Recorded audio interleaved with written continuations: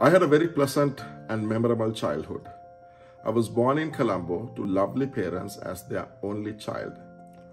Although I did not have any siblings, I don't think I felt lonely as I was loved by many grandparents, friends, neighbors, and others.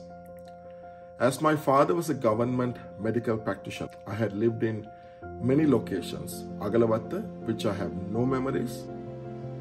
Anuradhapura, I have some picture memory, and Mount Lavinia, before I entered the Montessori and elementary schools. I lived in Kota Road at the Ayurvedic quarters for the longest time that I studied at Nalanda. I heard from my parents that I was very talkative, friendly, and connected with anyone. Big eyes and big smile, which I'm not surprised about them now. I loved to play cricket from my younger days. I had many toys. The guitar was the favorite one.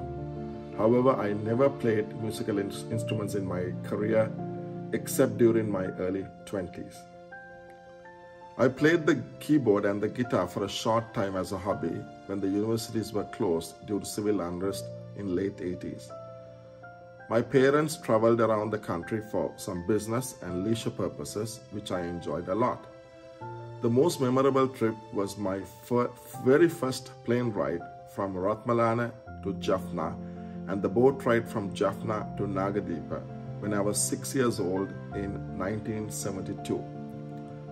I remember that I had a very delicious meal, a seafood lunch at my father's friend's house in Nagadeepa.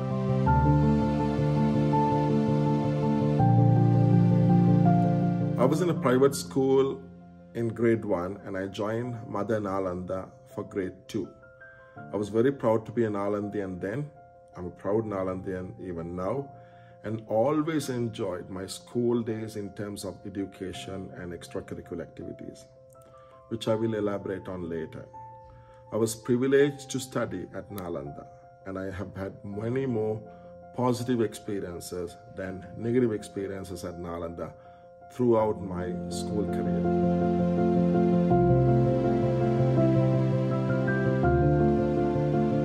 This is a very difficult question to respond.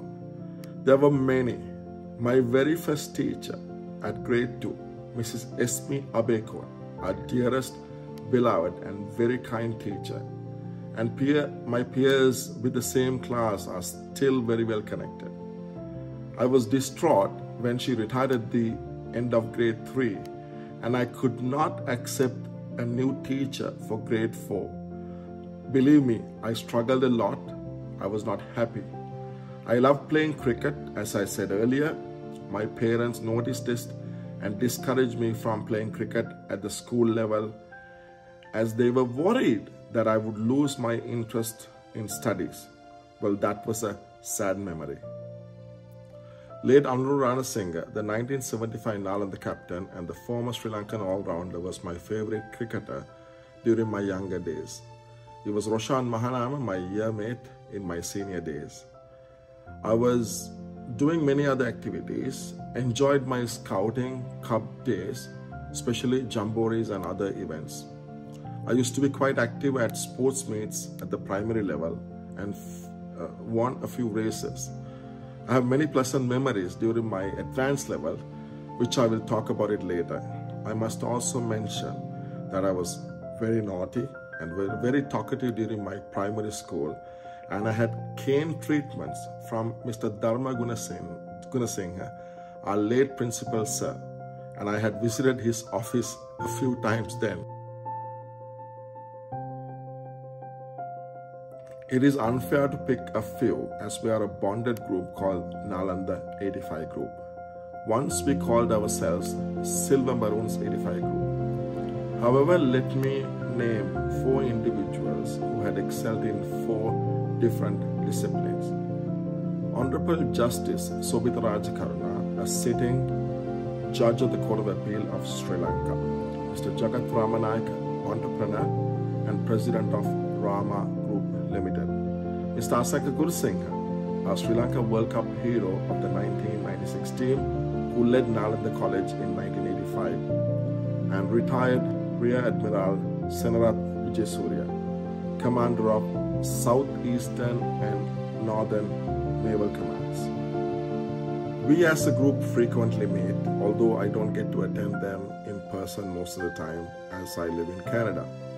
Nalanda 85 group had organized many social and welfare activities for the benefit of the school and the broader community. I was a senior prefect of the school. I believe my best contributions came as a leader during the last 3 years of the school from 1983 to 1985. I was the president of the Buddhist Association in 1984, where I managed to secure an office room for the Buddhist Association within 3 months after I appointed as the president. The office helped us to manage multiple activities for the association, including activities internally and externally. Some of the significant activities we offered included SIL programs, offering an official badge for the members of the association, distributing food and medical supplies to hospitals, and attending external Buddhist activities like participating in Ruwanpurage. In 1984, I also became the secretary of the Arts and Drama Society, where we organized an all-island drama competition and festival judged by famous actors and directors of Sri Lanka. This was a notable highlight of the school. Because of the demand, I served as a secretary for the second term and organized the second all-island drama competition and festival with a high level of participation from schools. I recall that we invited the late Honorable Tiron Fernando, then Deputy Minister of Finance, who had produced a few movies in Sri Lanka, as our chief guest. I was personally involved in inviting him and ushered him into the event. We participated in several other drama festivals organized by other schools, and we had a memorable performance at Ananda College, which caused a bit of controversy too.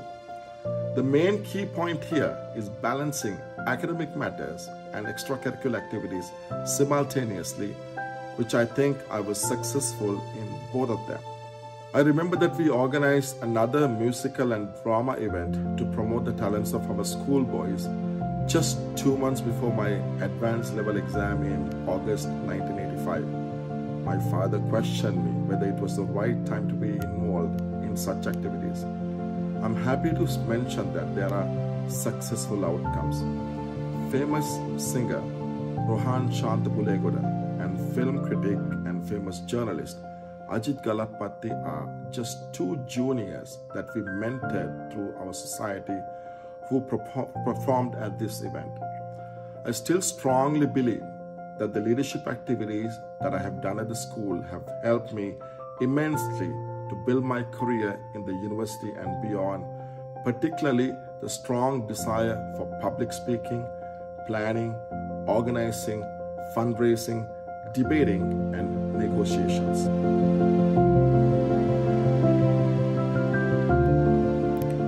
I must mention a disclaimer here. As I talk about myself, I want to be truthful and bring real stories that impacted my career, including many success stories, challenges, and failures. Therefore, please do not think that I am boasting about my career, and I hope by listening to my life story, you may learn a few tips to be inspired and build your future careers and plans. 1985 advanced level examination is a disaster for many students in the mathematics stream. My fellow students and friends who had 8 distinction passes and 7 distinction passes in their 1982 ordinary level exam did not receive good results in the advanced level. I was no exception, and I was surprised about my grades too. The cutoff marks for university entrance at that year was about 50 to 60 marks, shorter than the previous years. I was short of 5 marks to get admission to engineering. My second choice was a new degree program called Quantity Survey, QS, and it was hard to find information about that program. As my marks were not as expected, I thought about sitting for the advanced level exam again. However, it was my father again who advised me not to do it. He said by looking at the marks, he was very confident that I would get admission to a university program. He insisted on not wasting 1 year and focusing and studying whatever the degree program I would get. You may notice later that it was the right advice he had given then.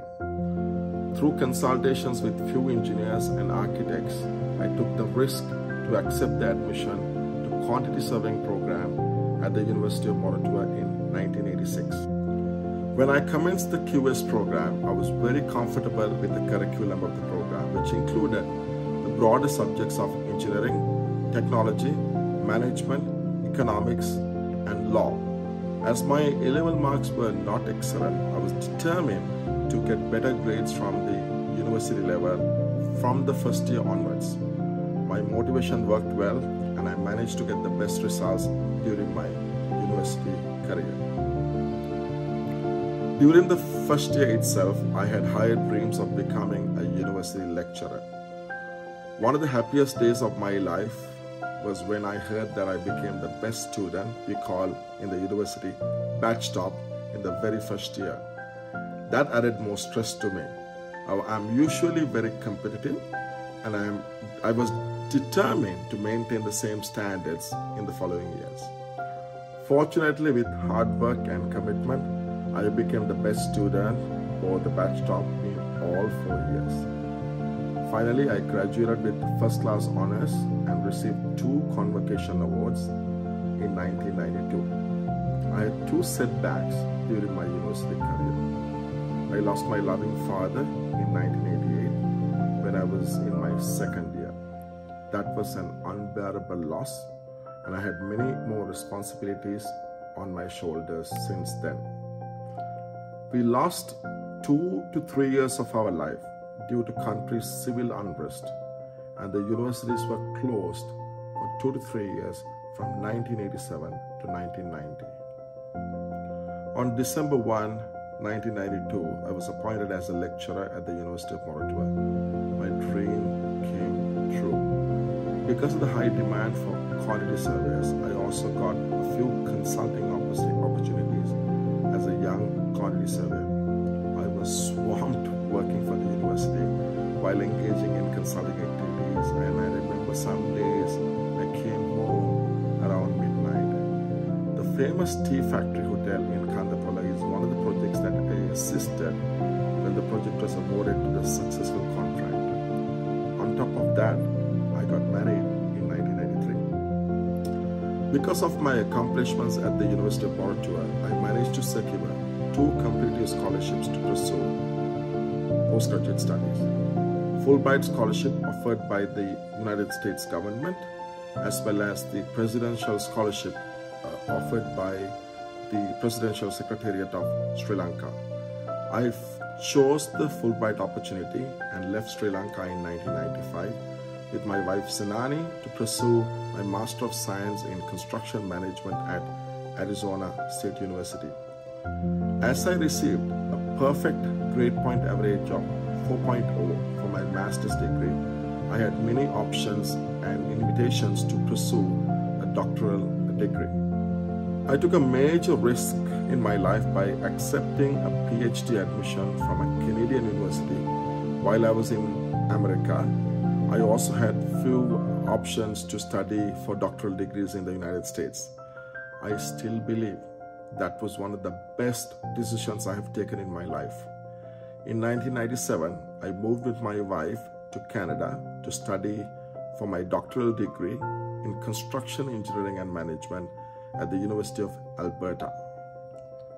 My life and career changed a lot during my doctoral studies. I worked with one of the world's best professors, Professor Simon Aburisk from the University of Alberta, and the education, training, and the research excellence by working with him gave me more energy and optimism to become a professor. I successfully defended my PhD in 2001, and I was lucky to lucky that I had 2 job offers and 1 confirmed job as an assistant professor before I defended my PhD thesis. In July 2001, I started my second innings as an academic at the University of Calgary as an assistant professor of civil engineering, specializing in project management. As per our university's academic guidelines, I was tenured in 2006 and promoted as an associate professor. In 2007, I was surprised when the university nominated me for a prestigious Canada Research Chair in Project Management Systems. I received the official award plaque for the Canada Research Chair from then Canada's Prime Minister, Honorable Stephen Harper, which I held until 2013. In 2011, I was promoted to a full professor. I also worked as the Director for Center for Project Management Excellence for 7 years. In 2012, I wanted a career change and I applied for a new job of Vice-Provost International as I wanted to experience a senior leadership role at the university. And after competitive interviews with internal and external candidates, the University of Calgary chose me as the new Vice-Provost International in 2013 for the next 10 years. This title is not available in Sri Lankan universities, but it is equivalent as a Pro-Vice Chancellor International in the British system. I had to resign from the prestigious Canada Research Chair to take up this senior leadership role, which was another risk that I took. In 2019, I was given dual responsibilities and now I serve as an Associate Vice President Research in addition to the role of Vice Provost International.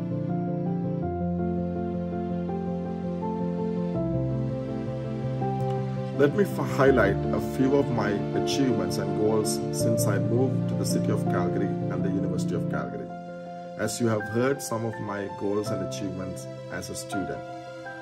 The most significant achievement and the happiest day of my life were when our son was born in 2002. He is Seniru Daniel Ruwanpura, a second-year undergraduate student in software engineering at the same University of Calgary. I must admit that he is a far better and eloquent speaker than me, which is a greater accomplishment.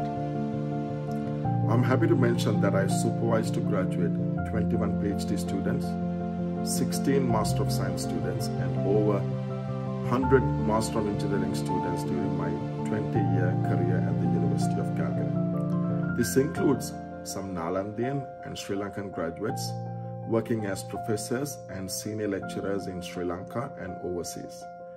And some of the other ones are occupying managerial positions in private industries. I've been a professional quantity surveyor for the last 20 years. In Canada, I'm also a professional engineer, which I admire a lot as I could not get into engineering in 1985, but I worked hard to achieve that status in 2012. When I took over the role of Vice Provost International in 2013, the reputation for internationalization at our university was below par. Thanks to the support given by our university and our staff, and many changes were made to build this profile, and we were very successful within 5 years. I remember one of the targets that I had was to bring our university among the top 3 in Canada for internationalization. In 2017, within 4.5 years, we received 2 big recognitions. In 2016, we received the Comprehensive Internationalization Award from the Canadian Bureau for International Education. In 2017, we received an award for the Best Public University for Internationalization in North America, which includes United States, Canada, and Mexico.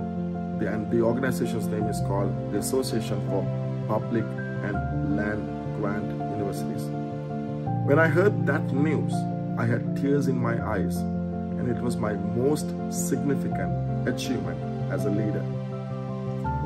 I'm very humbled to say that I have received numerous awards for teaching, research, graduate education, leadership, service and internationalization from many external organizations and the University of Calgary. To highlight just three, I received a career award in construction engineering from the Canadian Society for Civil Engineering in 2012. I was honored by Arizona State University, where I completed my master's degree as a Distinguished Alumni Award in 2019. And the City of Calgary, where I live, honored me with an International Achievement Award in 2020. Well, it's critical for anyone, not only students, to have goals and career plans. As a student, I had dreams, targets, and aspirations which had mixed successes. As an academic and professional, I have always developed targets and goals, and one of my greatest successes have been to aim for realistic targets with optimism. I always say this statement: nothing is impossible in my vocabulary as long as we target anything ethically and professionally that is realistic, and if we have optimism and commitment, we can achieve those targets and goals.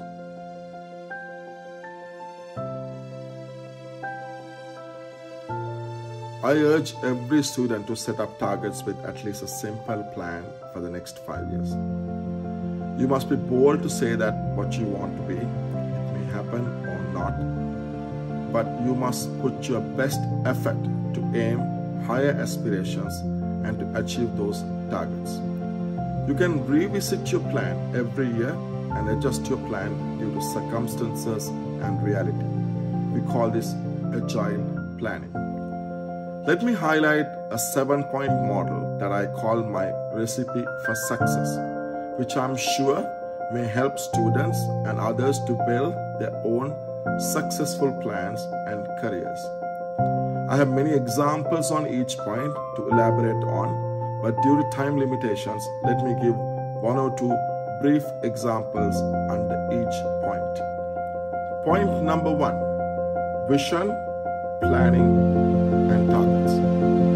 Set a vision for yourself, develop a plan to achieve that vision, and set realistic targets to get to that vision.